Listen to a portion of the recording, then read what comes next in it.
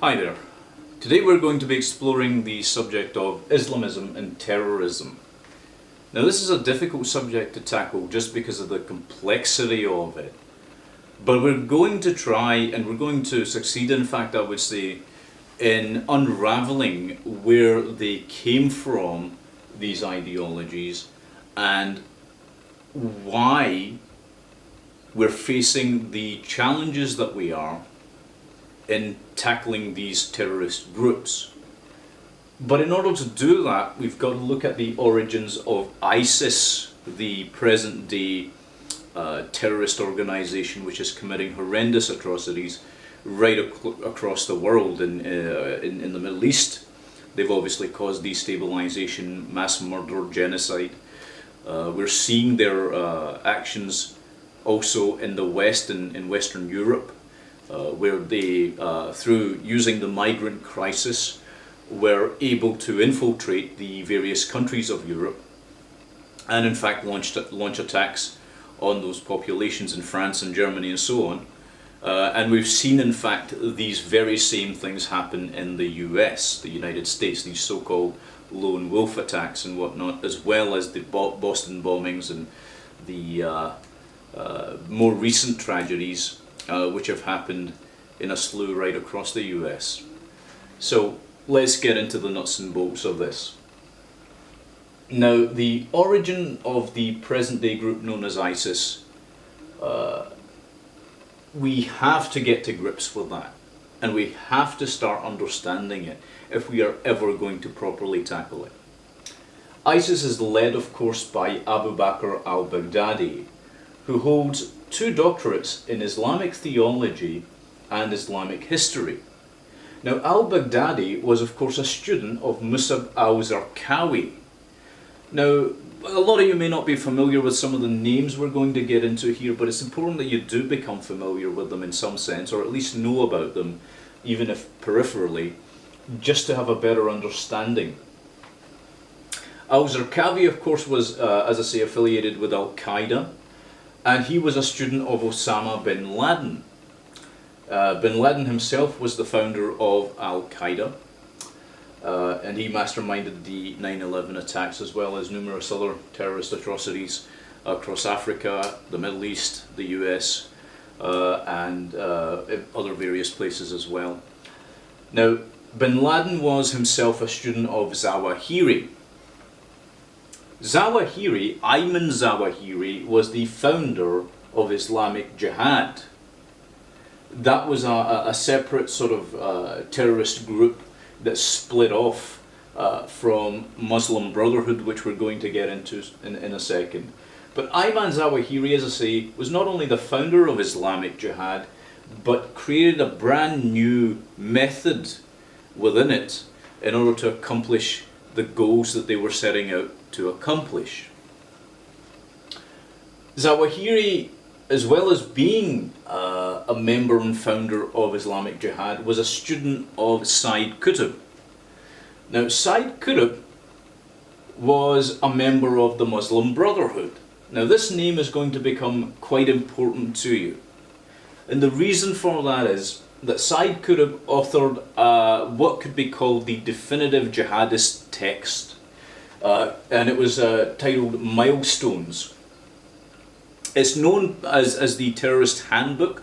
Almost every terrorist who has been caught has used it in some form, or they've had it in their possession.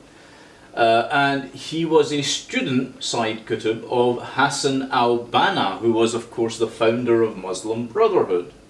Now, we got into a little bit of this in one of my previous videos, where we were exploring the origin of Islamism ever so slightly. And we were linking it to Muslim Brotherhood, and this is exactly how this chain can be seen. In this instance, it's a little bit more demonstrable, and it is very, very real in terms of how you can see the direct links even today between the Muslim Brotherhood, which still exists, and these various other terrorist organizations, which also still exist, and ISIS. They are basically fundamentally the one group. This is what very few people will tell you. They're not separatist groups. Yes, they vie for power, but they're not separatist groups. They are all under the one umbrella, and that umbrella could be termed Islamism. Now, Hassan al-Banna, as well as being the founder of the Muslim Brotherhood, was affiliated with the family of Muhammad ibn Abd al-Wahhab. Again, a lot of you may not be familiar with that name, but he was the founder of Wahhabism, or Wahhabism, which is a very, very orthodox brand of what might be termed political Islam. This is the man who politicized it by and large in modern times. Now, not only was al-Banna affiliated and associated with Wahhab and Wahhab's family, but he was also affiliated and associated with the House of Saud in Saudi Arabia.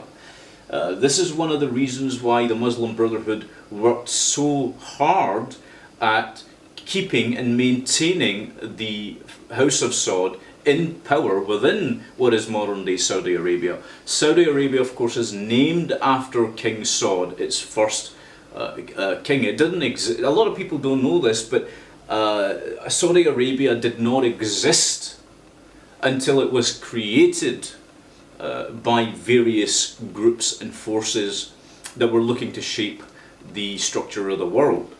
But this is important for you to know, because if we look at the extreme version of Sharia law that's being implemented in Saudi Arabia, we'll begin to understand why Saudi Arabia is the country that it is. Its doctrine at its core, and this may shock a lot of people, it might not if you're already familiar with these things, but its doctrine is fundamentally jihadist. It is there, it exists as a state to export terror.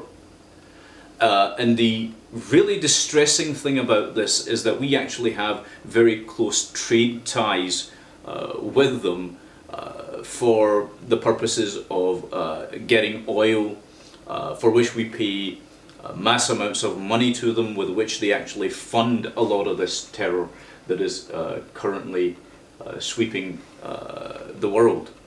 The US especially, Britain also, but the US especially, calls them our allies. And I've never understood this. I've never completely come to terms with why we would designate them as allies just because we've got US bases, military bases in Saudi Arabia.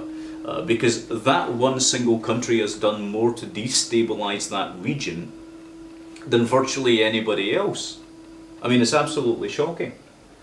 But anyway, we're going to get into why Wahhab held the religious views that he did, and how he was able to amass that following which he did.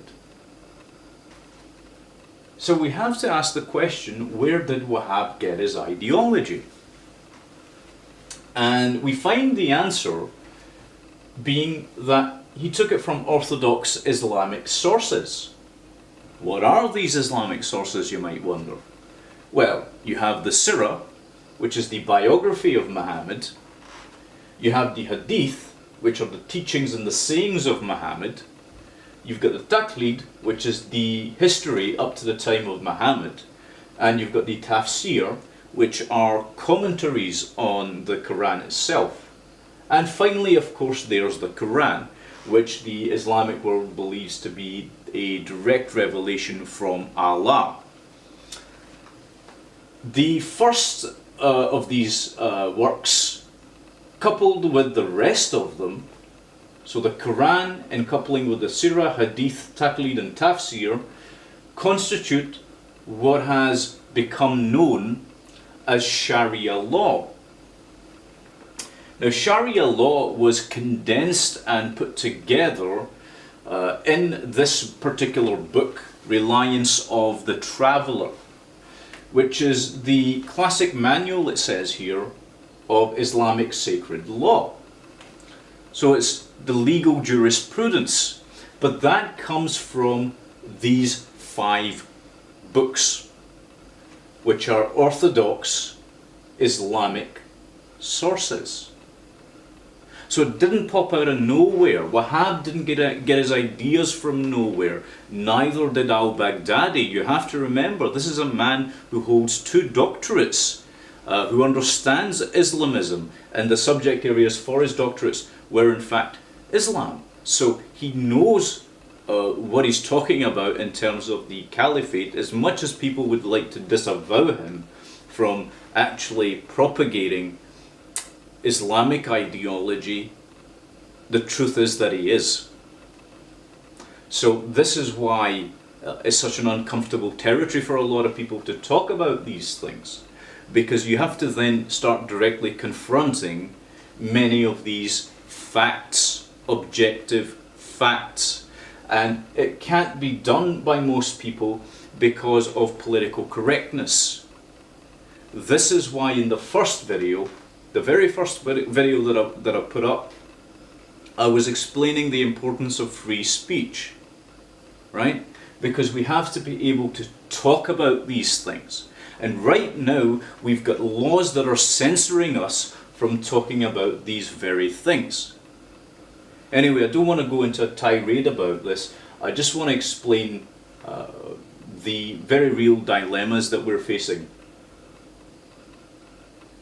In the next segment, we're actually going to go deeper into the rabbit hole, as it were. So let's look into the official history of Islam, as it's taught by places like Al-Azhar University. There are some inconsistencies here which can be very easily pointed out in terms of what people are told, this canonized history that they accept. But we're not going to get into that. We'll just stick to the official history as it's told to us by Islamic scholars and sources themselves. So the official history of Islam goes like this. 610 AD to 622 AD, Muhammad experiences his first set of revelations. Now, the revelations of the Quran supposedly came in 2 parts. The first set came when Muhammad was living in Mecca. The second set of revelations came about when Muhammad had to flee and was at that point living in Medina. Now there's a distinct difference in both sets of revelations, and the difference is this. The Meccan revelations, which are the earlier revelations, are profoundly peaceful and non-violent. So they try and advocate non-violent, a non-violent understanding of the world, which is a good thing, right? So then you might wonder why it is that organizations like Al-Qaeda or like ISIS or the myriad of other terror groups under the one umbrella are doing what they're doing. And the answer is simple. This comes down to the Medina revelations from 622 AD to 632 AD, which are violent, they're anti-Semitic, they promote killing non-believers, i.e. kafirs. So this is the point at which Muhammad has amassed enough men within his organization to set about the business of conquering. Perhaps it's possible psychologically. He was obviously an unstable man, and I'm not saying that as a, I'm not maligning his character. In these texts that we've mentioned, if you actually look at what takes place, it kind of does suggest, I would argue, an unhinged personality, an antisocial personality disorder within him, a psychopathy essentially. But again, we'll not get into that just now. So, as I say, the later verses are violent, the earlier verses are non-violent. So you might wonder, well, okay, so why don't they just reject the later violent verses and instead adopt the peaceful ones, especially since they would promote good values, good ethics, Because people are always talking about this concept of reformation of Islam, and and it's a good thing that they're looking at these things. But actually, if people that have a good moral compass, that is, who just happen to be born into Islamic households, which is sad, I would argue. But the problem with that is Islam can't be reformed that way, and the reason is because the foundational texts which created it demand that it not be so, and here's why. You have this law of abrogation. Some of you may be familiar with it, some of you not so much. So I'll try and explain it slightly. You see, according to the law of abrogation, which is in the Quran itself, in Surah 2:106 and Surah 16:101, the later verses are the stronger verses and thus must be adhered to, whereas the earlier verses, if they contradict the later verses, must be rejected. That is fundamentally the law of abrogation. And what that means in Sharia law, in that context of Islamic law, is that all Muslims must, by definition, adhere to the violent, anti-Semitic, murderous verses. There is no escaping that for them. And if Muslims aren't doing that according to their doctrine, then they're seen as bad Muslims in the light of the orthodox worldview, which is profoundly twisted, I would say, in terms of its ethics. So that's important to keep in mind. We're going to get into it a little bit more, but as I say, there is a peaceful part to it. There is a peaceful part to Islam in the Islamic text, but it doesn't get a chance to really take root in people. Unlike with other religions, and I should stress I'm not religious myself, but unlike other religions like Christianity or Judaism, which I've also studied, or Hinduism or Sikhism or Buddhism or Jainism, there's so many of them we could name. Unlike these texts, you can't cherry pick, you can't pick and choose, which makes it very, very difficult for forward-thinking Muslims to adopt and adapt a value system which is in accordance with Western civilization. Now, there are 3 stages of jihad, or the concept of jihad, which is to wage a holy war. The first stage is the pen stage. This is where you get the propaganda, the leaflets, the videos, the encouragement to join Islam as a peaceful, wonderful theology, which it certainly isn't.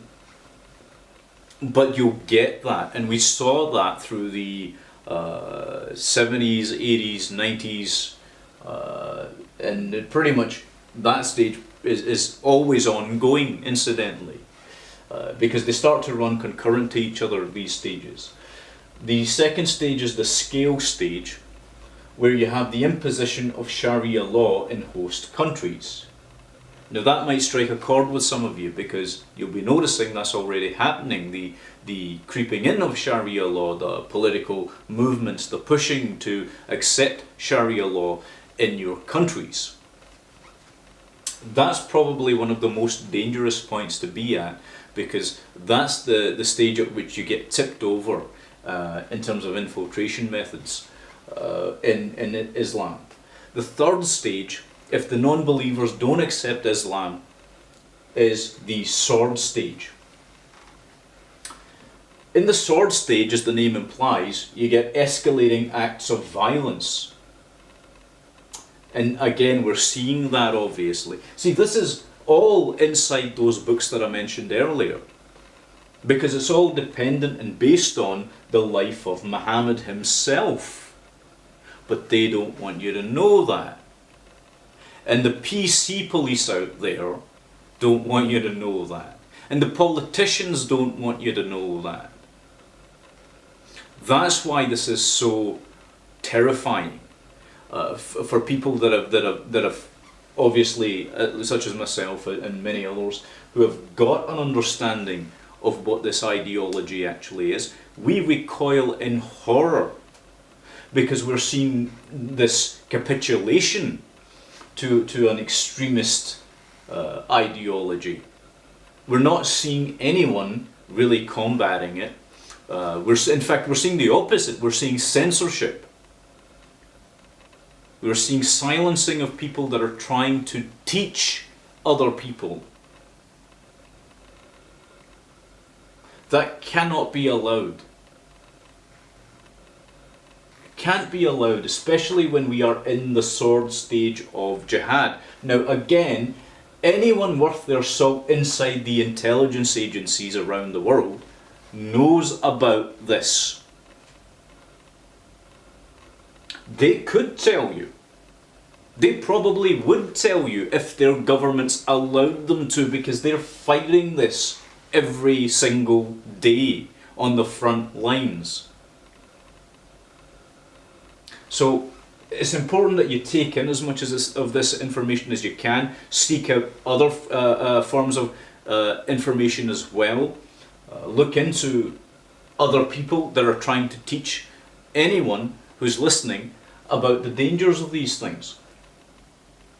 Because again, this isn't going to end well for us if we don't start waking up from this extreme slumber. We've been asleep practically at the wheel while they've been wide awake.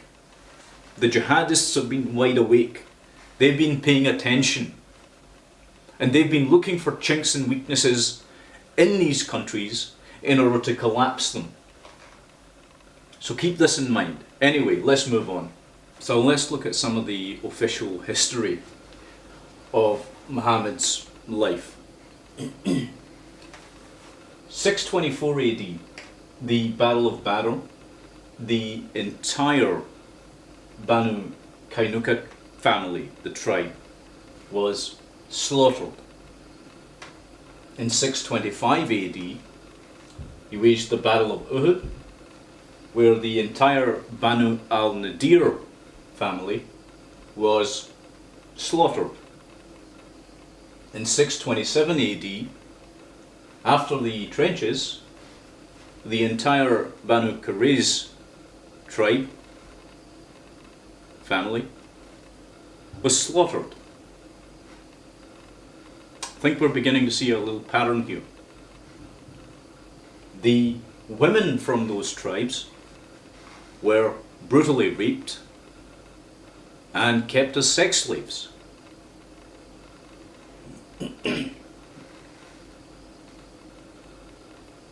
This is a man who consummated marriage with a 9-year-old girl. Married her at the age of 6. This is the man who Islam proclaims is the perfect man. The example that all good Muslims should follow.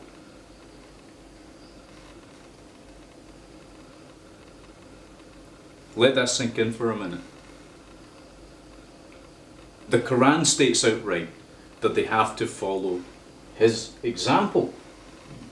Excuse me.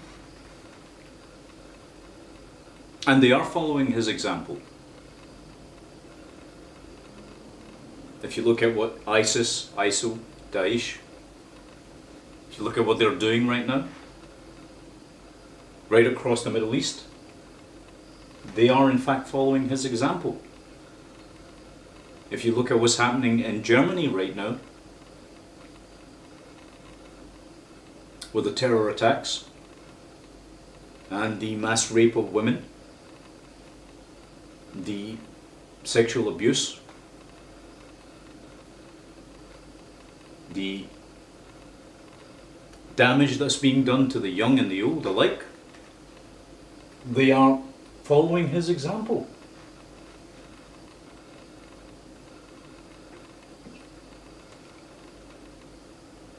And these are just the facts. These are the same facts that they're taught as they're taught in Al-Azhar University, for example, in Egypt. Can somebody like that really be the perfect moral example that people should follow? In Sweden, the same thing's happening. In France, we're starting to see the rise of these exact things. And yet we're not allowed to talk about them. We're not supposed to discuss them. People are being jailed in Germany by people who are trying to be politically correct in the political sphere from speaking about the facts. They're being prevented from understanding objective realities. And again, everything I've presented here is fully verifiable. You can read all the texts that I've spoken about yourself, and you will come to the same conclusions. But we have this era of censorship that wants to prevent us speaking about these things. But to that we have to say no. We have to get this information out there, because this utter civilizational collapse that we're experiencing, very few people have the courage to really stand up and to push back, or to simply even just speak the truth, because it's such a dangerous time to do so. Anyway, I'm going to move on, and we'll look into some more sources and source texts to see what they tell us. Now, the Quran tells us something interesting, which is that there's no salvation for any adherent of Islam without waging jihad on the non-believer, the unbeliever, the kafir. This is a concept that is unique to Islamic Orthodox doctrine. And we see this in the Quran, Surah 474 and Surah 47, verses 4 to 6. He who fights in the cause of Allah and is killed or achieves victory will bestow on him a great reward. Now that tells you that there is an impetus upon a person to die in the cause of Allah, to die in the cause of Islam. And so this explains to us the phenomenon of suicide bombings, for example, which are widespread, of course, or just suicide in general in order to achieve some militaristic aim. You'll also find in the next verse that we're going to read, some of the things will prove to be quite troubling for you. When you meet those who disbelieve, strike their necks until you have inflicted slaughter upon them. Strike their necks. That's what it's saying. That's straight out of the text itself. Now, that is exactly the way in which Muhammad carried out the mass slaughters that he did. And this is the way that ISIS, and it's no accident that ISIS are doing exactly the same thing in terms of beheadings. For example, when they take prisoners, they'll behead them. This is the reason for it, because they're told to strike at their necks. So this is basically encouraging a form of psychopathy in people. And that's not to say that everyone who considers themselves a Muslim is going to do things like that. Of course not. Because there is an influence of the societies in which they live.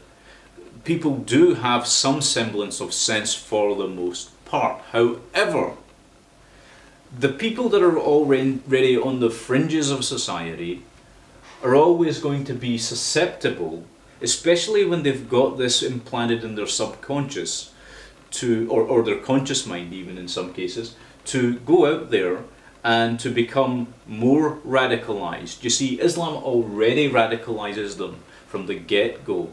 Then what happens is people who have a radical mindset already get pushed into becoming jihadists.